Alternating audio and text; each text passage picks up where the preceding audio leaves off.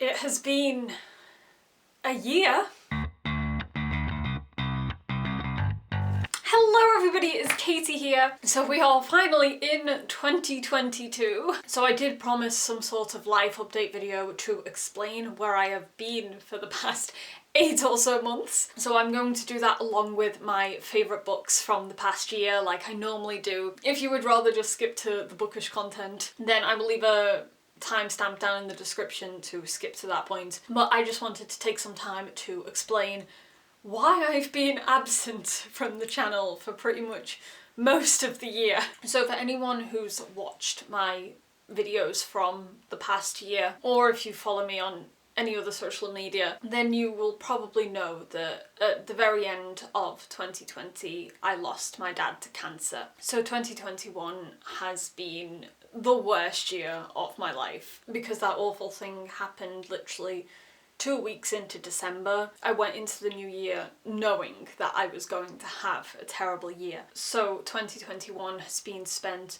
trying to come to terms with everything that happened at the end of 2020 because it happened so quick as well. It happened in a matter of weeks. So there has been a lot of shock and trauma to try and overcome. In those first few months, I felt like I was dealing with it okay, but looking back now I know that really I was just distracting myself because there was a lot of stuff to sort out and to plan, as there always is after a loved one passes away. So I think I threw myself headfirst into trying to fix everything, and it provided a great distraction, but it also meant that I wasn't dealing with anything properly. So after those first initial months were over and done with, that was when it really started to hit me. So I reached breaking point in the last week of April. I've spoken about it a few times before, but for those of you who don't know, I have suffered with insomnia since about 2018. It was onset insomnia that stemmed from my anxiety.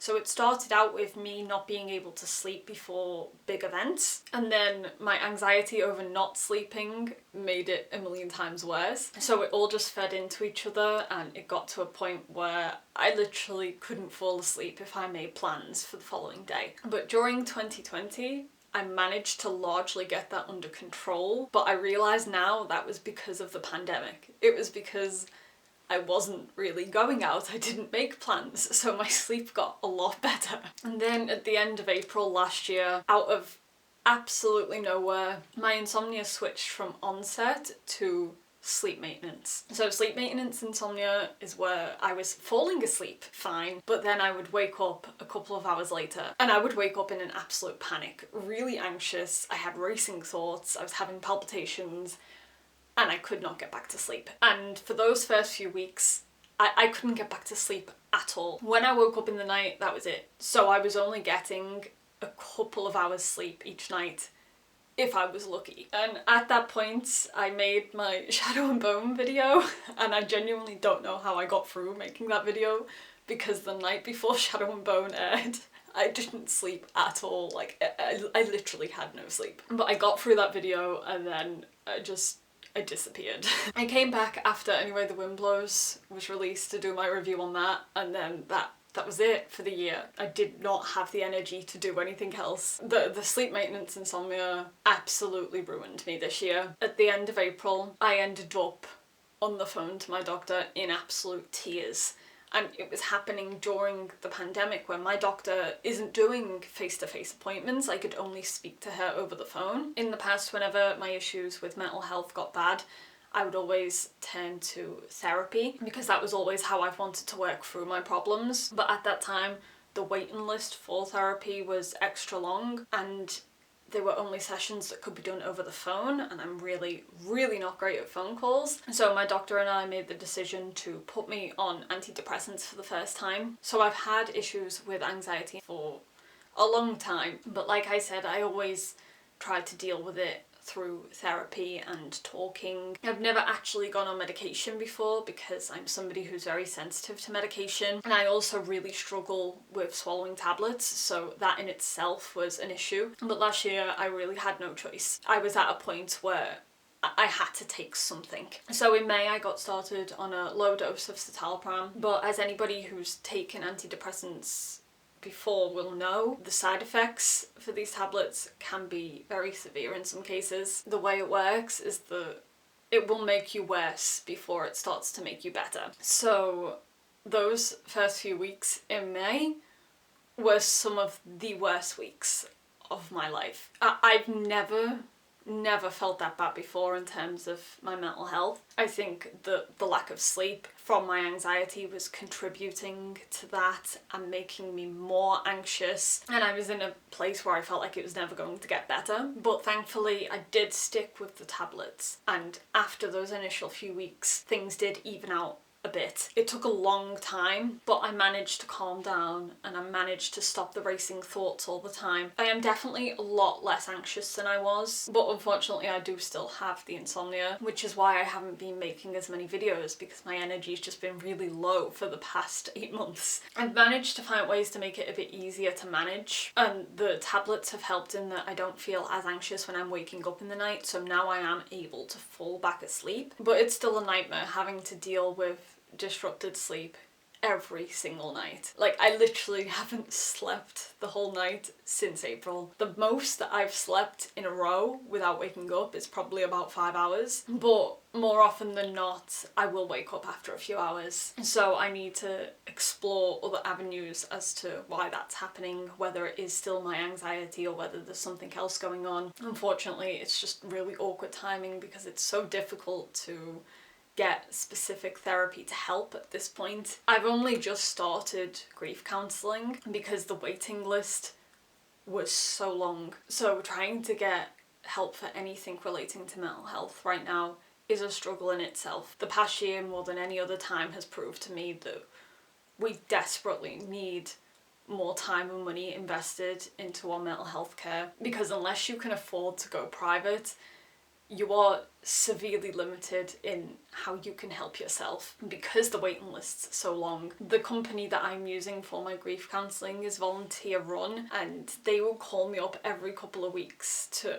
apologise for not being able to provide me with a counsellor, and I just felt so bad for them because I know what sort of situation that they're in, but at the same time I also really needed help. So yeah, it's been a really difficult year, but I'm extremely grateful that I've got plenty of support around me, and I'm definitely in a better position to help myself now. And so I'm slowly making my way back towards all of the things I had to stop over the year, which leads me on to books. So despite everything that has gone on over the past year, my reading has actually been really great, which is a shame considering I couldn't make videos about what I was reading. But initially I set my reading goal for 30 books this year. I reached that in about August, so I raised my goal to 40, and in the end I read 41 books. It's the most that I've read in a year since 2016. So I was definitely very proud of myself. I did a lot of rereads this year, which is very unlike me, but I enjoyed it a lot. And I also picked up books that I've been meaning to read for a long while as well. So in terms of my favourites from the year, there are a few in the pile that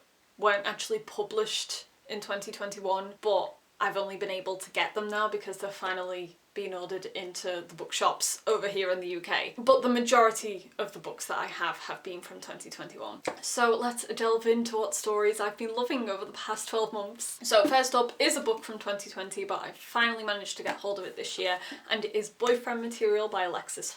I knew that I wanted to read this book the minute I saw the cover because it's very clearly set in Britain, and I love books set in Britain because I very rarely read them. It always seems to be America or, you know, fictional worlds. So the main reason I wanted to read this was for the location, and the other main reason was because it's a fake dating story, and as everyone knows, I eat fake dating for breakfast. So this was an absolutely adorable and fun story, and it's also new adult as well, so the main character is 28. I'm so used to reading either characters who are a lot younger than me or characters who are a lot older than me, so reading somebody who was my age was such a good experience. I can't tell you how much we need the new adult genre to take off better this time around than what it did the first time, because the first time we really got introduced to new adult, it was always just erotica stories. So this year, seeing new adult take off again, but with genuine, relatable, good stories, I've just enjoyed it so much. And that was one of them for me. So my next book was an interesting one because it didn't start off great. And it is Dark Rise by C.S. Pacat. The first half of this book is literally the most stereotypical YA fantasy book you will ever read in your life. There is nothing outstanding about the first half of this book at all. To the point that if I hadn't been aware of the author and hadn't read their work before, then I probably wouldn't have carried on with the book. But I had faith, and I was right to, because the second half of this book turns absolutely everything in the first half upside down. The last third of this book is literally just plot twist after plot twist after plot twist. I read the entire final few chapters with my mouth hanging open. I just can't even begin to describe how much this will throw punches at you out of nowhere. So it's basically a chosen one type of story. Will, our main character, he's the typical boy from nowhere who finds out that he's actually got a much bigger part to play in saving the world than he ever thought, but it throws all of those cliches down the drain. So the second half of this book makes it worthwhile, and I am absolutely desperate for the next book. So number 7 on my list, technically related to the same author as Dark Rise. It's the second Fence novel that was written by Sarah Reese Brennan. So for those of you who don't know Fence, it is a comic about boys who fence, and it's one that I have been meaning to read for years but never actually got around to. Last year I finally picked it up and flew through the comics in like a day. It has become my latest obsession. I absolutely love the characters in this story so much. I'm angry at myself for taking so long to actually pick it up. What I love about the novels is that it gives you a better chance to get to know the characters. 2 of my favourite characters are Harvard and Aiden, and this one focuses on them and their relationship. And even though it got me frustrated throughout most of the book because the good old miscommunication trope, it's the humour and the ending of this story that just made it one of my absolute favourites. So number 6 is again a book that was published in 2020, but I wasn't able to get hold of it until last year, and it is Cemetery Boys by Aiden Thomas. I knew I wanted to read this book from the second I saw the cover because it's got the most beautiful cover art in the world. The other thing that made me want to read it is that it does focus on ghosts as well, and I've always been a sucker for a good ghost. So this is a fantasy story that has a trans main character, and it's one of those books that just proves to me how much we need more fantasy stories with trans main characters, because trans people need to see themselves represented in every genre and not just as the character in the story that's going through a hard time. Because up until a few years ago, a lot of trans stories just focused on the process of transitioning, and that would be the plot of the story. And I'm so glad that that's changed over the past few years, and that's why books like this are so important. This one was such a lovely, funny, wholesome fantasy story, and it's the type of fantasy book that's not high fantasy. It's mostly just everyday life with a slice of fantasy in it, and that's my favourite type of fantasy book. It's more bordering on magical realism, and so yeah, I'm so glad that I judge this one by its cover. I know I'm not really talking about the plot of each book, so I very much apologise if you've never heard of any of these books and you want me to be telling you what it's about in order to try and convince you to read it. But if I did that, then I'd be here all day because I waffle so much. So I'm just leaving a link in the description to the Goodreads page of all of these books, so you can just go and read the blurb. I've been counting these wrong. So I've just realised that this was number 7, not number 6, because I can't do math. It's the insomnia, it's fried my brain. The next one is number 6. So number 6 on my list is the 4th volume of Heartstopper. It was always going to be in this list. I feel like I haven't really spoke much about Heartstopper on the channel because it's only recently that I really started talking more about graphic novels, because I do tend to focus more heavily on books, but this year I've read more graphic novels than any other year, so I might as well discuss them more. Heartstopper is one of my absolute favourite graphic novels. Anything Alice writes or draws I will lap up. She's literally one of my favourite writers in existence. Heartstopper is just so wholesome, so happy. I cannot wait for the TV show that we're hopefully getting this year. It's supposed to be this year, whether we'll actually get it this year or not, Who knows, because Netflix. But I am so goddamn excited to see this come to life on screen because it's what we all need. It is what we all need. So number 5 is One Last Stop. This was one of my most anticipated reads of the year, and it did not let me down. The concept for this book had me excited from the second that I heard it. So for those of you who don't know, it's based on a girl, Jane, being stuck in kind of like a time loop on a train. And August, our main character, is the first person to figure it out and try and help Jane. And of course it does blossom into a love story between the two of them. I love Jane so much. She's absolutely become one of my favourite fictional characters of all time. Number 1 book girlfriend.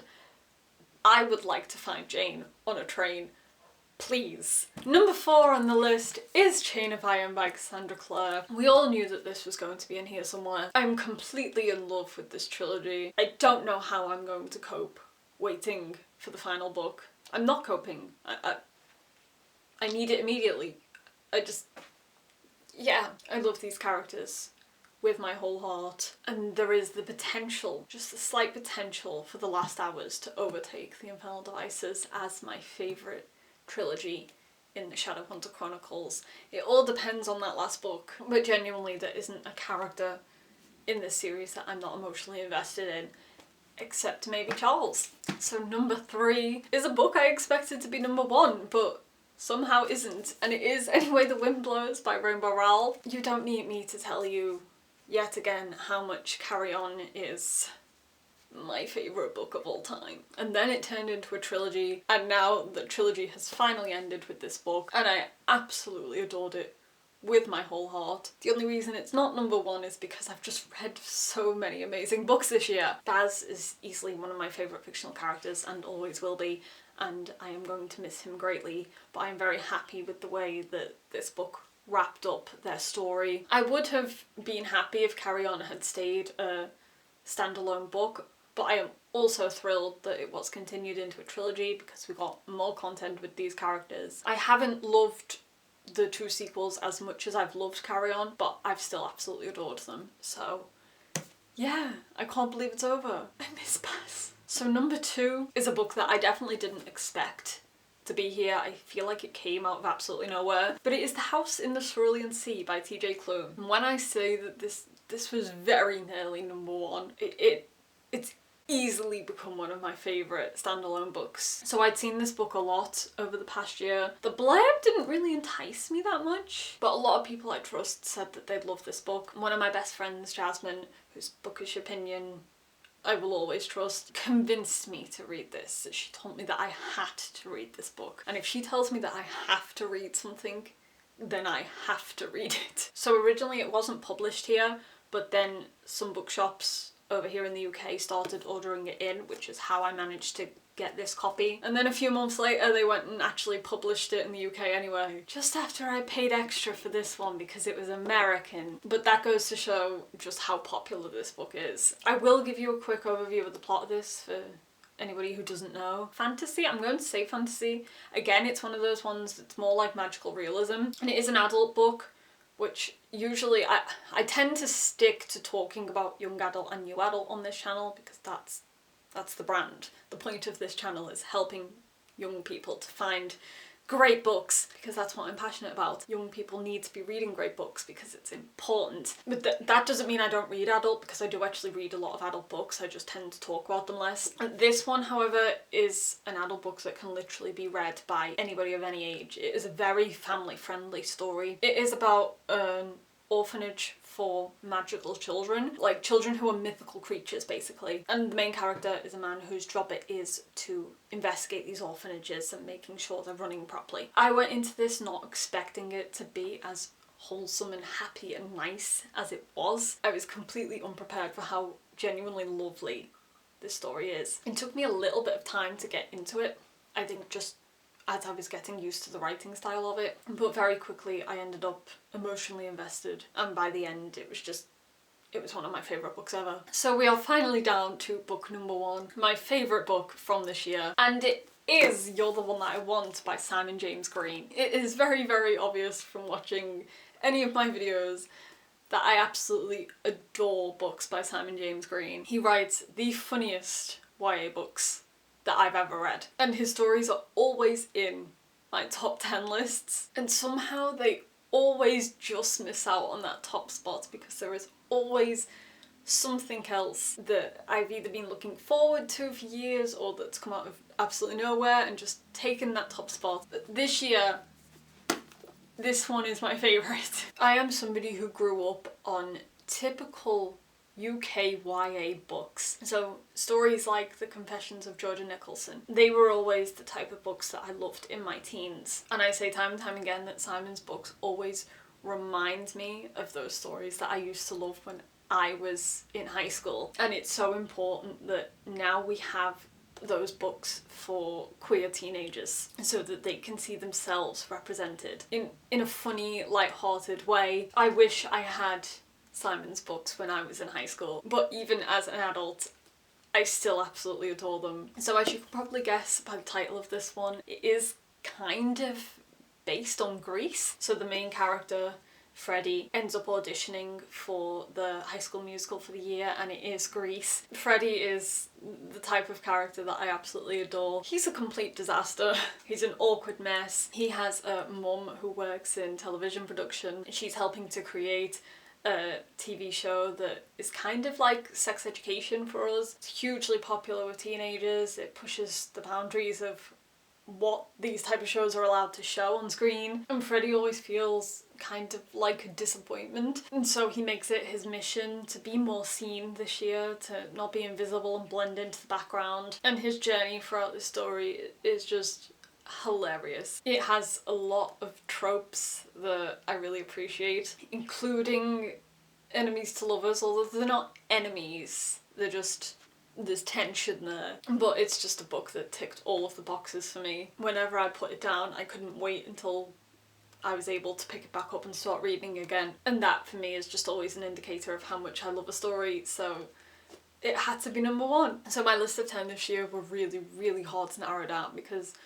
honestly, I've read so many stories that I've adored. This has probably been my best year in terms of ratings because almost everything that I've read this year has been either 4 or 5 stars. Probably the most 5 stars I've ever given out in a year before. And I think that's mostly because I was just choosing stories based on what I really wanted to read at that moment, rather than picking up books that I wanted to review or talk about. So I only had, I think, about 2 stories that were less than 4 stars, which has just never happened before. Even though in general I am a very easy person to please, so a lot of the books I read get rated 4 stars. I am but a simple person. There is one honourable mention that I'm just going to quickly talk about before I wrap this up. There is another favourite book from the year, but I don't know where to rank it, and it is quite a few years old, so I didn't put it in the actual list.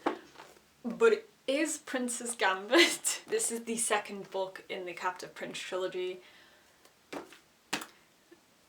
I do plan to make a video about Captive Prince at some point because it's one that I need to discuss fully, because my relationship with Captive Prince has been a very, very interesting one and there is a lot to unpack there. It is a trilogy that does not come without its problems, lots of problems, but regardless of that, the second book, I don't even really know how to explain why I love this book so much, because in general I shouldn't, and yet here I am. It's probably one of my favourite second books in a trilogy. So yeah, I will make a separate video at some point about that trilogy so I can really discuss it, but it has been one of my favourites from the year, unfortunately. So please do let me know down in the comments what have been your favourite books from the past year, and do let me know what you're looking forward to in 2022. What are your anticipated reads? Let me know all the bookish things. Thank you guys so much for watching, and I really do hope that I am able to make more videos this year. I will see you next time.